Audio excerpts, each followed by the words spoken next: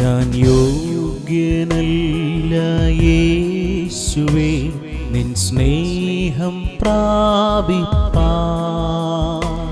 ഞാൻ യോഗ്യയല്ല യേശുവേ നിൻ നന്മ പ്രാപിപ്പാൻ. എങ്കിലും നീ സ്നേഹിച്ചു, എങ്കിലും നീ മാനിച്ചു, എങ്കിലും നീ സ്നേഹിച്ചു, എങ്കിലും നീ മാനിച്ചു. ഇത്ര നല്ല സ്നേഹമേ നന്ദിയോടെ വാഴ്ത്തും ഞാൻ. ഇത്ര നല്ല സ്നേഹമേ നന്ദിയോടെ വാഴ്ത്തും ഞാൻ.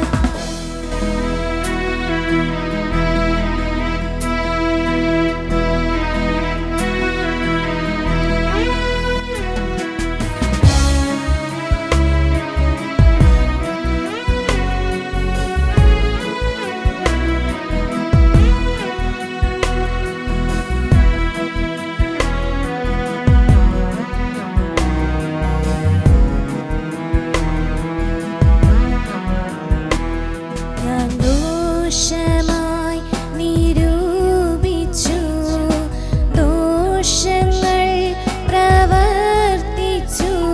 ഞാൻ ദോഷമായി നിരൂപിച്ചു, ദോഷങ്ങൾ പ്രവർത്തിച്ചു.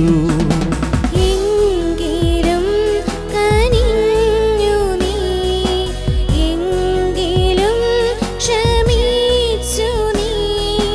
എങ്കിലും കനിഞ്ഞു നീ, എങ്കിലും ക്ഷമിച്ചു നീ. ഇത്ര നല്ല സ്നേഹമേ നന്ദിയോടെ വാഴ്ത്തും ഞാൻ. ഇത്ര നല്ല സ്നേഹമേ നന്ദിയോടെ വാഴ്ത്തും ഞാൻ. ദൈവനാമം മഹത്വപ്പെടുമാറാകട്ടെ.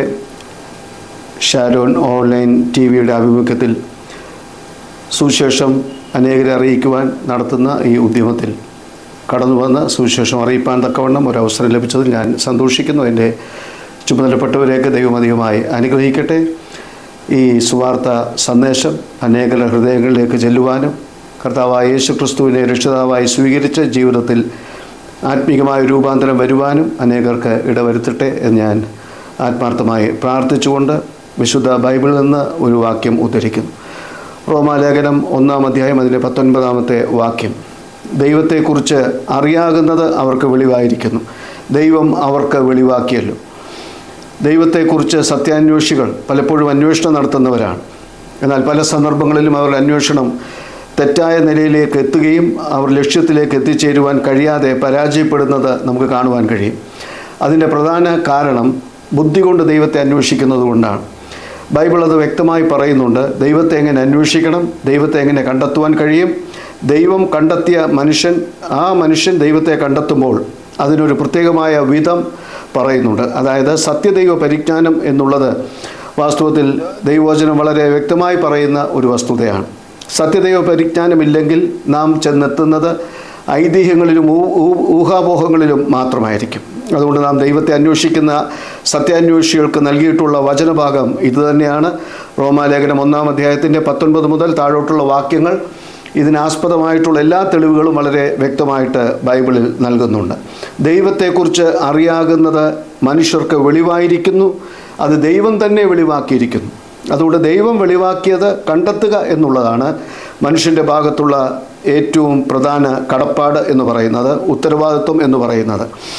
ദൈവത്തെക്കുറിച്ച് എങ്ങനെ നാം മനസ്സിലാക്കുന്നു? അത് ദൈവം നൽകുന്ന സാക്ഷ്യം, ദൈവം നൽകുന്ന വെളിപ്പാടുകൾ, അതേതെല്ലാം വിധത്തിലുണ്ടെന്നുള്ളത് അന്വേഷിക്കുന്നതാണ് അതിലൊന്നാമത്തെ കാര്യം. അത് ദൈവത്തെക്കുറിച്ച് 3 കാര്യങ്ങൾ സാക്ഷ്യം നൽകുന്നുണ്ട്. 1 പ്രകൃതി നൽകുന്ന സാക്ഷ്യം, 2 മനസ്സാക്ഷി നൽകുന്ന സാക്ഷ്യം, 3 വചനം നൽകുന്ന സാക്ഷ്യം. അങ്ങനെ പ്രകൃതിയും മനസ്സാക്ഷിയും വചനവും ദൈവത്തെക്കുറിച്ച് ജ്ഞാനം നൽകുന്നു. ഈ 3 സാക്ഷ്യങ്ങൾ കൃത്യമായി നാം പാലിച്ചാൽ അതിൻ്റെ 3ാമത്തെ അവസ്ഥയിൽ നാം സത്യദൈവത്തിലേക്ക് എത്തിച്ചേരും.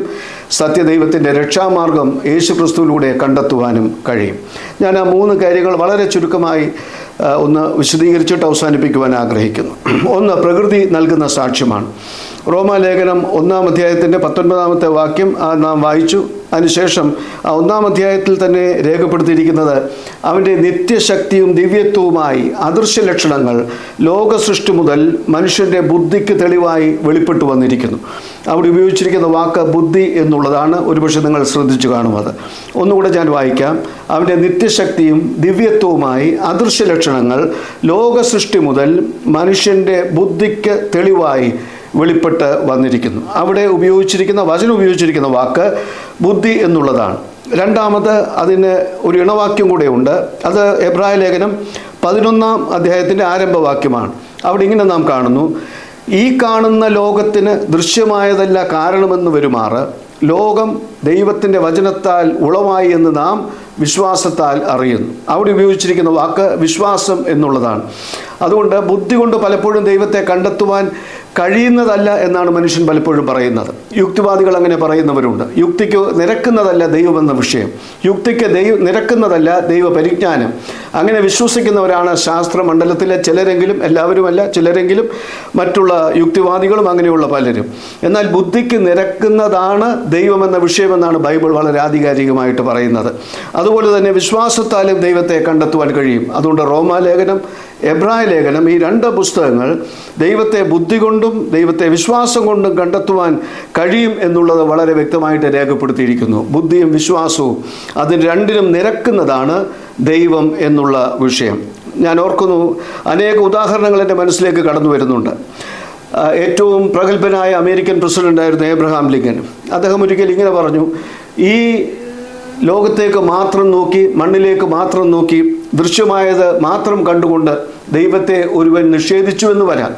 എന്നാൽ ഈ പ്രപഞ്ച സംവിധാനവും നക്ഷത്രങ്ങളും പ്രപഞ്ച ഗ്രഹങ്ങളുടെ സഞ്ചാരപഥവും കണ്ടിട്ട് ആ കൃത്യമായ സഞ്ചാരപാതയെ എല്ലാം കണ്ടതിന് ശേഷം ഒരുവൻ അതിൻ്റെ പിന്നിലൊരു സൃഷ്ടാവില്ലെന്ന് പറഞ്ഞാൽ ആ യുക്തിയെ എൻ്റെ ബുദ്ധിക്ക് ഉൾക്കൊള്ളുവാൻ കഴിയുന്നതല്ല എന്ന് എബ്രഹാം ലിങ്കൻ പറഞ്ഞിട്ടുണ്ട്. അതുപോലെ തന്നെയാണ് ജോൺ മിൽട്ടൻ്റെ ഒരു പ്രസിദ്ധമായ അദ്ദേഹത്തിൻ്റെ പാരഡൈസ് ലോസ്റ്റ് എന്നുള്ള പുസ്തകം വളരെ പ്രസിദ്ധമാണ്. അതിൽ വിശ്വകവിയായ ജോൺ മിൽട്ടൺ പറയുന്നത് ഈ വിധത്തിലാണ്. ജോൺ മിൽട്ടൺ പറയുന്നത്, അദ്ദേഹം അത് കാവ്യാത്മകമായ രൂപത്തിൽ ഉൽപ്പത്തി പുസ്തകം അവതരിപ്പിച്ച് വരുമ്പോൾ അദ്ദേഹം സാത്താൻ്റെ ഒരു പ്രസ്താവന അവിടെ പറയുന്നു. അതായത് സാത്താൻ എഴുന്നേറ്റ് നിന്ന് പറയുന്നത് ഒരു സുന്നഹദൂസിൽ, സാത്താന്യ ദൂതഗണങ്ങളുടെ ഒരു സുന്നഹദൂസിൽ സാത്താൻ പറയുന്നത്, നമ്മുടെ സർവ്വശക്തിയും എടുത്ത് നാം ദൈവത്തിനെതിരെ പോരാടുമെന്ന് പറയുന്ന ഒരു ഭാഗമായി അദ്ദേഹം അവതരിപ്പിക്കുന്നുണ്ട് ജോൺ മിൽട്ടൺ പാരഡൈസ് ലോസ്റ്റിൽ. അപ്പോൾ മിൽട്ടൺ അതിന് മറുപടി പറയുന്നുണ്ട്. കവി അവിടെ ഒരു മറുപടി കൊടുക്കുന്നുണ്ട് ആ പുസ്തകത്തിൽ. അതിങ്ങനെയാണ് സാത്താനോട് കവി പറയുന്ന മറുപടി, ജോൺ മിൽട്ടൺ പറയുന്ന മറുപടി രേഖപ്പെടുത്തിയിരിക്കുന്ന ശ്രദ്ധേയമാണ്. നീ ഊറ്റം കൊള്ളുന്ന ബുദ്ധി പോലും, നീ ഊറ്റം കൊള്ളുന്ന ശക്തി പോലും അത് നിനക്ക് ദൈവത്തിൻ്റെ ദാനമാണെന്നുള്ളത് മറന്നു പോകരുത് എന്നുള്ളതാണ്. ഇന്ന് പലപ്പോഴും മനുഷ്യൻ ദൈവത്തെ നിഷേധിക്കുവാൻ അവരുടെ കഠിന ബുദ്ധിയും അവരുടെ ചിന്തകളും എല്ലാം ഉപയോഗിക്കുമ്പോൾ അവർ വിസ്മരിക്കുന്ന ഒരു സത്യമെന്ന് പറയുന്നത് സൃഷ്ടാവായ ദൈവത്തിൽ നിന്നും അവർക്ക് ലഭിച്ച ആ ചിന്താശക്തി കൊണ്ട് തന്നെ അവർ ദൈവത്തെ നിഷേധിക്കുന്നു എന്നുള്ളതാണ്. അതുകൊണ്ട് നാം ഒരിക്കലും ദൈവത്തെ നിഷേധിക്കരുത്. യുക്തിക്ക് നിരക്കുന്നതാണ് ദൈവമെന്നുള്ള വിഷയം, ബുദ്ധിക്ക് നിരക്കുന്നതാണ് ദൈവമെന്നുള്ള വിഷയം. അതുപോലെ തന്നെ ഐസക് ന്യൂട്ടൻ്റെ ജീവിതത്തെ സംബന്ധിച്ച് വളരെ എനിക്കൊന്ന് ജോൺ ക്ലോവർ എന്ന് പറയുന്ന അദ്ദേഹം എഴുതിയിട്ടുള്ളത്, അദ്ദേഹത്തിൻ്റെ പഠനമുറിയിൽ സൗരയൂഥത്തിൻ്റെ ഒരു മാതൃകയുണ്ടായിരുന്നു. അദ്ദേഹം അത് പ്രത്യേകമായ നിലയിൽ ഒരു ശില്പിയെ കൊണ്ട് ചെയ്യിച്ചെടുത്തു. ആ മാതൃകയിൽ എല്ലാ ഗ്രഹങ്ങളും അതിൻ്റെ സഞ്ചാരപഥത്തിൽ മാതൃകാ ഗ്രഹങ്ങളായി സഞ്ചരിക്കുന്ന വിധത്തിൽ, സൂര്യന് ചുറ്റും സഞ്ചരിക്കുന്ന വിധത്തിൽ അത് ക്രമീകരിക്കപ്പെട്ടിരുന്നു. അതൊരു സ്വിച്ച് ഇട്ട് കഴിഞ്ഞാൽ അതെല്ലാം അതാത് നിലയിൽ അത് സഞ്ചരിക്കുന്ന ഇത് അദ്ദേഹത്തിന് കാണുവാനും പഠിക്കുവാനും കഴിയും. ഒരു ദിവസം യാദൃച്ഛികമായി ഒരു സ്നേഹിതൻ അദ്ദേഹത്തിൻ്റെ മുറിയിലേക്ക് കടന്നു വന്നു. അദ്ദേഹം ഇത് കണ്ട് ആശ്ചര്യപ്പെട്ടിട്ട് ന്യൂട്ടനോട് ചോദിച്ചെന്നാണ് പറയുന്നത്, അല്ലയോ ന്യൂട്ടൻ, ഇത് വളരെ മനോഹരമായിരിക്കുന്നു, അത്ഭുതകരമായിരിക്കുന്നു, ആരാണിതുണ്ടാക്കി തന്നത്?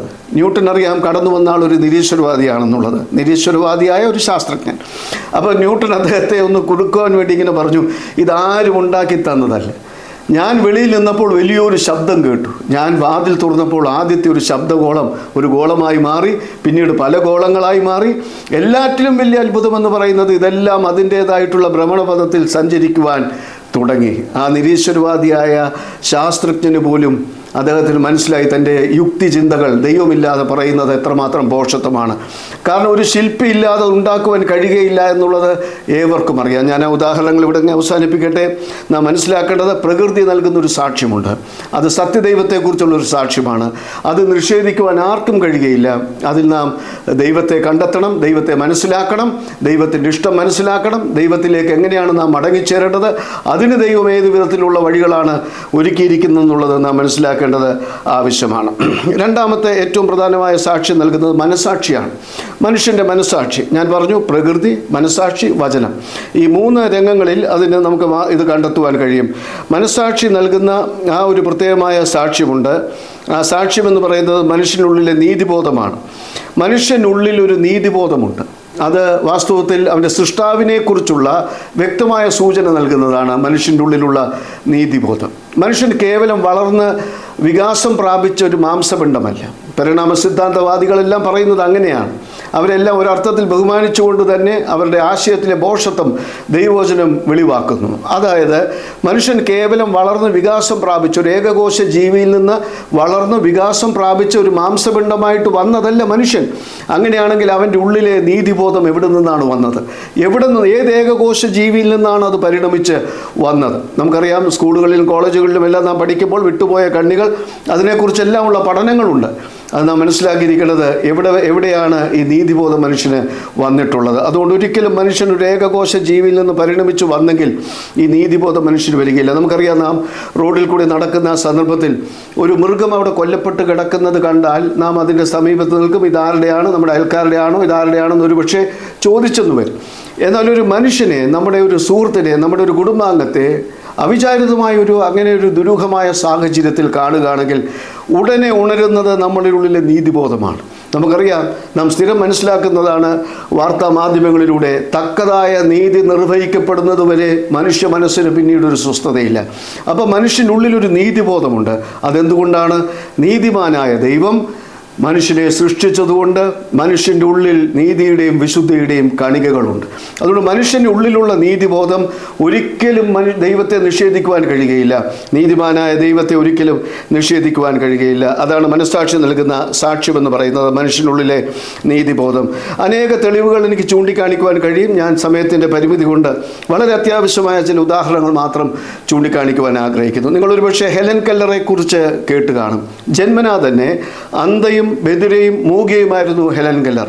പിന്നീട് അവർ സ്വന്തമായ പരിശ്രമങ്ങളാൽ ഉയർന്ന് ലോകത്തിലെ ശ്രേഷ്ഠ മഹതികളിൽ ഒരാളായിട്ടാണ് ഹെലൻ കെല്ലർ അറിയപ്പെടുന്നത്. അവരുടെ സ്റ്റോറി ഓഫ് മൈ ലൈഫ് എന്നുള്ള പുസ്തകങ്ങളൊക്കെ പിന്നീട് അവർ പ്രത്യേകമായ നിലയിൽ രചിക്കപ്പെട്ടിട്ടുള്ളതാണ്. ജന്മനാ തന്നെ അന്ധയായിരുന്നു, ബധിരയായിരുന്നു, മൂകയായിരുന്നു ഹെലൻ കെല്ലർ. യാതൊരു ബാഹ്യ ചിന്തകളും അവരുടെ ഉള്ളിലില്ലായിരുന്നു. ആ സന്ദർഭത്തിൽ അവരുടെ മാതാപിതാക്കൾ ഒരു പ്രത്യേകമായ നിലയിൽ അവർക്കൊരു അഭ്യസനം നൽകുവാൻ, വിദ്യാഭ്യാസം നൽകുവാൻ, അവരുടെ ആംഗ്യ ഭാഷയിലൂടെ എല്ലാം മനസ്സിലാക്കുവാൻ കഴിയുന്ന ഒരു അധ്യാപികയെ നിയമിച്ചു. അങ്ങനെ അതിലവർ പുരോഗമിച്ചൊക്കെ വന്നപ്പോൾ അവരുമായിട്ടൊരു സംഘം ആശയവിനിമയം നടത്തുവാൻ ശ്രമിച്ചപ്പോൾ അവരോട് ആ വിധത്തിൽ ആരാഞ്ഞത് ദൈവത്തെക്കുറിച്ചുള്ള അഭിപ്രായമാണ്. ദൈവമുണ്ടോ എന്നുള്ള ചോദ്യമാണ്. അവരെന്ത് മനസ്സിലാക്കുന്നു എന്നുള്ളത് അവർക്ക് മനസ്സിലാകുന്ന വിധത്തിലുള്ള ആംഗ്യഭാഷയിൽ അവർ അത് ആരാഞ്ഞപ്പോൾ ഹെലൻ കെല്ലറിൻ്റെ മറുപടി അവരുടേതായിട്ടുള്ള നിലയിൽ ചരിത്രം രേഖപ്പെടുത്തിയിരിക്കുന്നത് ഇങ്ങനെയാണ്: ദൈവമുണ്ടെന്ന് എനിക്കറിയാം, പേരെനിക്കറിഞ്ഞുകൂടാ എന്നുള്ളതാണ്. പലപ്പോഴും മനുഷ്യർ പറയും, ദൈവവിശ്വാസികൾക്കൊക്കെ ഇതൊക്കെ സൺഡേ സ്കൂൾ മുതൽ ഇതെല്ലാം പഠിക്കുന്നത് കൊണ്ടാണ് ദൈവം എന്നുള്ള ചിന്തകൾ വരുന്നു എന്നുള്ളതാണ്. അങ്ങനെയാണെങ്കിൽ ഹെലൻ കെല്ലറിൻ്റെ ഉള്ളിൽ ഒരിക്കലും ദൈവം എന്നുള്ള ഒരു ആശയം വരുവാൻ സാധ്യതയില്ല. അതിനുള്ള ഒരു സാധ്യത അവർ കേട്ടിട്ടില്ല, കണ്ടിട്ടില്ല, അവർക്ക് ഒരു വിധത്തിലുള്ള അത് മനസ്സിലാക്കുവാൻ കഴിഞ്ഞിട്ടില്ല. പക്ഷേ അവരുടെ ഉള്ളിൽ പോലും ഒരു സർവേശ്വരനുണ്ടെന്നുള്ളൊരു ചിന്തയുണ്ട്, ഒരു ദൈവമുണ്ടെന്നുള്ളൊരു ചിന്തയുണ്ട്, ഒരു സൃഷ്ടാവെന്നുള്ള ചിന്തയുണ്ട്. അവർ പറഞ്ഞു, ദൈവമുണ്ട്, അതെനിക്കറിയാം, പക്ഷെ എനിക്ക് പേര് എനിക്കറിഞ്ഞുകൂടാ എന്ന് പറഞ്ഞു. അപ്പം അത് വലിയൊരു സാക്ഷ്യമാണ്, അവരുടെ മനസ്സാക്ഷി നൽകുന്ന ഏറ്റവും വലിയൊരു സാക്ഷ്യമാണ്. ഞാൻ വായിച്ചിട്ടുണ്ട്, നാഷണൽ ജോഗ്രഫിക്കൽ മാഗസിൻ അവരുടെ ചില പ്രതിനിധികളെ ലോകമെമ്പാടും അയച്ചു. ലോകമെമ്പാടും അയച്ചതിന് ശേഷം വാസ്തവത്തിൽ അവർ മടങ്ങി വന്നതിൻ്റെ ഒരു റിപ്പോർട്ട് നാഷണൽ ജോഗ്രഫിക്കൽ മാഗസിനിൽ പ്രസിദ്ധീകരിച്ചിരുന്നു. അതിങ്ങനെയാണ്: കിഴക്കും വടക്കും തെക്കും പടിഞ്ഞാറും ലോകത്തിലുള്ള സർവ്വ മനുഷ്യരും, അത് ആചാരങ്ങളിൽ വ്യത്യാസമാണ്, ഭാഷയിൽ വ്യത്യാസമാണ്, അവരുടെ സാമൂഹ്യ സ്ഥിതിയിൽ അവർ വ്യത്യാസമാണ്, സാമ്പത്തിക സ്ഥിതിയിൽ വ്യത്യാസമാണ്, പക്ഷെ അവരിൽ എല്ലാവരും പൊതുവായി കണ്ടൊരു വസ്തുത, അവർക്കെല്ലാം ദൈവത്തെക്കുറിച്ചൊരു ഉത്ബോധമുണ്ടെന്നുള്ളതാണ്. മനുഷ്യൻ മനഃപൂർവ്വമായിട്ട് നിഷേധിക്കുന്നത് കൊണ്ട് മാത്രമാണ് ദൈവനിഷേധികളായി തീരുന്നത്. അതല്ലാതെ സുബോധമുള്ള ഒരു മനുഷ്യന് ദൈവത്തെ നിഷേധിക്കുവാൻ കഴിയുകയില്ല. ഞാൻ മുന്നോട്ട് കടക്കുന്നതിന് മുമ്പായിട്ട് എന്നെ കേൾക്കുന്ന പ്രിയ സ്നേഹിതരോട് പറയട്ടെ, ഇതുവരെയും സത്യദൈവ പരിജ്ഞാനമില്ലാതാണ് നിങ്ങൾ ജീവിച്ചിട്ടുണ്ടെങ്കിൽ വാസ്തവത്തിൽ നിങ്ങൾ ദൈവത്തിലേക്ക് മടങ്ങി വരേണ്ടത് ആവശ്യമാണ്. ദൈവത്തിന് നിങ്ങളെക്കുറിച്ചൊരു ആഗ്രഹമുണ്ട്, ദൈവത്തിന് നിങ്ങളെക്കുറിച്ചൊരു ലക്ഷ്യമുണ്ട്. അതിൻ്റെ പൂർത്തീകരണം ദൈവം തൻ്റെ പുത്രനിലൂടെ നിർവർത്തിച്ചിട്ടുണ്ട്. അതിലേക്കാണ് ഞാൻ കാര്യങ്ങൾ എത്തിക്കുന്നത്. പക്ഷേ പ്രാഥമികമായിട്ട് നമുക്ക് വേണ്ടിയത്, നാം ഒരിക്കലും ദൈവനിഷേധികളാകാതെ ഒരു സത്യദൈവമുണ്ട്. ഐതിഹ്യങ്ങളിലോട്ട് പോകാതെ, ഊഹാപോഹങ്ങളിലോട്ട് പോകാതെ, നമ്മുടെ വിശ്വാസം വ്യതിചലിച്ചു പോകാതെ, ദൈവം നൽകിയിരിക്കുന്ന വിധത്തിൽ തന്നെ ബുദ്ധി കൊണ്ടും വിശ്വാസം കൊണ്ടും ദൈവത്തെ ഉൾക്കൊള്ളിക്കേണ്ടത് ആവശ്യമാണ്. മധ്യ തിരുവിതാംകൂറിലുള്ളൊരു പിതാവിനെ കുറിച്ച് ഞാൻ കേട്ടിട്ടുണ്ട്. അദ്ദേഹം 94 വയസ്സുവരെ ജീവിച്ചിരുന്നു. വാർദ്ധക്യത്തിൻ്റെ നാളുകളായപ്പോൾ അദ്ദേഹത്തിന് മറവി രോഗം പിടിപെട്ടു. മറവി അധികമായി ഉണ്ടായി. അദ്ദേഹം എല്ലാവരെയും മറന്നു. തൻ്റെ പ്രിയപ്പെട്ടവരെയും തൻ്റെ മക്കളെയും എല്ലാവരെയും മറന്നു. ഏറ്റവും ഒടുവിൽ തൻ്റെ സഹധർമ്മിയുടെ പേര് വരെ മറന്നു. അവർ പോലും ആരാണെന്ന് തിരിച്ചറിയുവാൻ കഴിയാത്ത നിലയിൽ. നമുക്കറിയാം, ഇന്നത്തെ കാലങ്ങളിൽ അങ്ങനെയുള്ള അനേക സംഭവങ്ങൾ നാം കാണുന്നുണ്ട്. അദ്ദേഹം മരിക്കാനടുത്ത സന്ദർഭത്തിൽ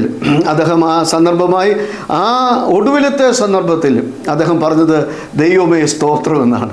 നോക്കുക, അവൻ്റെ മറവിയിൽ നിന്ന് പോലും, ഒരു മനുഷ്യൻ്റെ മറവിയിൽ നിന്ന് പോലും എല്ലാവരെയും മറന്നിട്ടും ദൈവത്തെ മറക്കുവാൻ കഴിഞ്ഞിട്ടില്ല. അത് മനുഷ്യൻ്റെ മനസ്സാക്ഷി നൽകുന്ന ഏറ്റവും വലിയൊരു സാക്ഷ്യമാണ്. ഞാൻ ചുരുക്കമായിട്ട് പറഞ്ഞത്, ഒന്ന് പ്രകൃതി നൽകുന്ന സാക്ഷ്യം, അത് നാം വ്യക്തമായി. 2 മനസ്സാക്ഷി നൽകുന്ന സാക്ഷ്യം. 3 അതോടെ പറഞ്ഞ് ഞാൻ അവസാനിപ്പിക്കാം, വചനം നൽകുന്നൊരു സാക്ഷ്യമുണ്ട്. ദൈവവചനം നൽകുന്നൊരു സാക്ഷ്യം. വാസ്തവത്തിൽ അതിൻ്റെ പൂർത്തീകരണം വചനം ക്രിസ്തുവായി വന്ന ആ യേശു ക്രിസ്തുവിലാണ് അതിൻ്റെ പൂർത്തീകരണം. എന്താണ് വചനം നൽകുന്ന സാക്ഷ്യം? ഈ ബൈബിളാണ് വാസ്തവത്തിൽ ദൈവത്തെക്കുറിച്ചുള്ള യഥാർത്ഥമായ നിർവചനം നൽകുന്നത്. ആ നിർവചനം നാം മനസ്സിലാക്കിയിരിക്കേണ്ടത് ആവശ്യമാണ്. എന്തെല്ലാമാണ് ആ നിർവചനം? സർവശക്തൻ, സർവ്വവ്യാപി, സർവജ്ഞാനി തുടങ്ങി അനേക വിശേഷണങ്ങൾ ദൈവത്തെക്കുറിച്ച് നൽകുന്നുണ്ട്. ഏകദേശം ഇതിൽ 98ഓളം വിശേഷണങ്ങളുണ്ടെന്ന് പറയപ്പെടാറുണ്ട്. അനേക വിശേഷണങ്ങളുണ്ട്. എന്നാൽ മറ്റെങ്ങുമില്ലാത്ത വിശേഷണങ്ങൾ ബൈബിൾ നൽകുന്നത് ദൈവം സ്നേഹമാകുന്നു എന്നുള്ളതാണ്. അപ്പോൾ ദൈവം സ്നേഹമാകുന്നു എന്നുള്ള വിശേഷണവും ബൈബിൾ നൽകുന്നുണ്ട്. സർവശക്തനായ ദൈവം, സർവ്വവ്യാപിയായ ദൈവം, സർവജ്ഞാനിയായ ദൈവം, നീതിമാനായ ദൈവം, ആ വിധത്തിൽ നീതീകരിക്കുന്ന ദൈവം, ശുദ്ധീകരിക്കുന്ന ദൈവം, അപ്പോൾ തന്നെ ദൈവം സ്നേഹമാകുന്നു. നോക്കുക, ദൈവം ആരാകുന്നുവെന്ന് ലോകം ചോദിച്ചപ്പോൾ ഉത്തരം നൽകിയത് യേശു ക്രിസ്തുവാണ്. ഞാൻ ഇങ്ങനെയാണ് ആ വാക്കുകൾ പറയാറുള്ളത്: സത്യദൈവ പരിജ്ഞാനമില്ലാതെ ആത്മീക അന്ധകാരത്തിൽ കിടന്ന ലോകത്തിന് ആദ്യമായി ദൈവം ആരാകുന്നു എന്നുള്ളതിന് ഉത്തരം നൽകിയത് കർത്താവായ യേശു ക്രിസ്തു ഈ ലോകത്തിലേക്ക് വന്നപ്പോഴാണ്. തൃത്വത്തിൽ രണ്ടാമനായ പുത്രൻ യേശു ക്രിസ്തു ലോകത്തിലേക്ക് ജഡം ധരിച്ചു വന്നപ്പോൾ ക്രിസ്തു അരുളി ചെയ്തു. യോഹന്നാന്റെ സുവിശേഷത്തിൽ അത് രേഖപ്പെടുത്തിയിട്ടുണ്ട്. യോഹന്നാൻ 1-ാം അധ്യായം, അതിൻ്റെ 1 യോഹന്നാൻ അതിൽ രേഖപ്പെടുത്തിയിട്ടുണ്ട്. അതിൽ വളരെ വ്യക്തമായിട്ട് യോഹന്നാൻ്റെ സുവിശേഷത്തിൽ രേഖപ്പെടുത്തിയിട്ടുണ്ട്. ശമരിയ സ്ത്രീയുമായിട്ടുള്ള സംവാദത്തിൽ ദൈവം ആത്മാവാകുന്നുവെന്ന് ആദ്യമായിട്ട്. അതുകൊണ്ട് ആത്മീയ സ്വരൂപം ദൈവത്തിനുണ്ട്. ആ ആത്മീക സ്വരൂപത്തിൻ്റെ അടിസ്ഥാനത്തിലാണ്, ആ വെളിച്ചത്തിൻ്റെ അടിസ്ഥാനത്തിലാണ് മനുഷ്യനെ നോക്കുമ്പോൾ നീതിമാനായ ദൈവത്തിൻ്റെ മുമ്പിൽ പാപമുഖാന്തരം മനുഷ്യൻ നീതി കെട്ടവനാണ്. വിശുദ്ധനായ ദൈവത്തിൻ്റെ മുമ്പിൽ മനുഷ്യൻ അശുദ്ധനാണ്. അതുകൊണ്ട് മനുഷ്യൻ പാപിയാണ്. മനുഷ്യൻ പാപം ചെയ്ത് ദൈവത്തോടാകിയാൽ ദൈവത്തോടടുപ്പിക്കുവാൻ ദൈവം മനുഷ്യന് രക്ഷാമാർഗം നൽകി. ഞാൻ എൻ്റെ വാക്കുകളിവിടെ അവസാനിപ്പിക്കട്ടെ. സത്യദൈവ പരിജ്ഞാനം മാത്രമല്ല നാം പ്രാപിക്കേണ്ടത്. സത്യദൈവ പരിജ്ഞാനം ഒരു അറിവായി പ്രാപിക്കുന്നതിനോടൊപ്പം യേശു ക്രിസ്തു എന്ന രക്ഷകൻ ക്രൂശിൽ മരിച്ചത് നമുക്ക് വേണ്ടിയിട്ടാണെന്ന് അറിഞ്ഞത്, നമ്മുടെ പാപത്തിന് പരിഹാരമായിട്ടാണെന്ന് അറിഞ്ഞിട്ട് നമുക്ക് പകരമായി കർത്താവായ യേശു ക്രിസ്തു മരിച്ചുവെന്നറിഞ്ഞ് ക്രിസ്തുവിനെ രക്ഷിതാവായി വിശ്വസിക്കുമ്പോൾ നാം മടങ്ങി ദൈവത്തിങ്കിലേക്ക് എത്തിച്ചേരും. സൃഷ്ടാവായ ദൈവം നമ്മെ സൃഷ്ടിച്ച് പാപത്തിൽ വീണുപോയെങ്കിൽ ദൈവം യേശു ക്രിസ്തു മുഖാന്തരം ഒരുക്കിയ രക്ഷയിൽ നാം ക്രിസ്തുവിലൂടെ ദൈവത്തിലേക്ക് മടങ്ങി വരേണ്ടത് ആവശ്യമാണ്. അതാണ് കാലസമ്പൂർണതയിലെ ആ അനുഗ്രഹീതമായ ദൈവിക മർമ്മം എന്ന് പറയുന്നത്.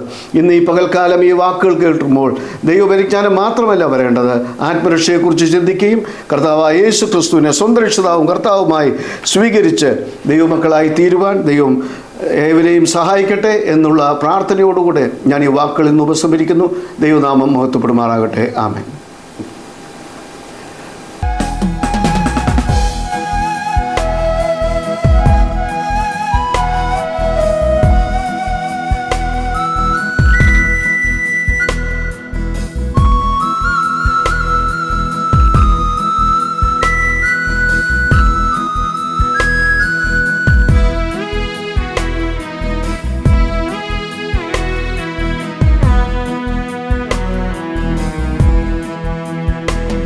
ഞാൻ നാട്ടൊലിവായി തീർന്നിട്ടും കായ്ച്ചതില്ല സൽഫലം. ഞാൻ നാട്ടൊലിവായി തീർന്നിട്ടും കായ്ച്ചതില്ല സൽഫലം. എങ്കിലും ഈ കൊമ്പിനെ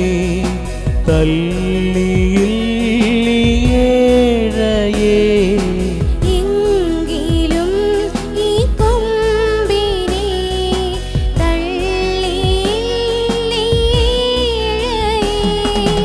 ഇത്ര നല്ല സ്നേഹമേ നന്ദിയോടെ വാഴ്ത്തും ഞാൻ.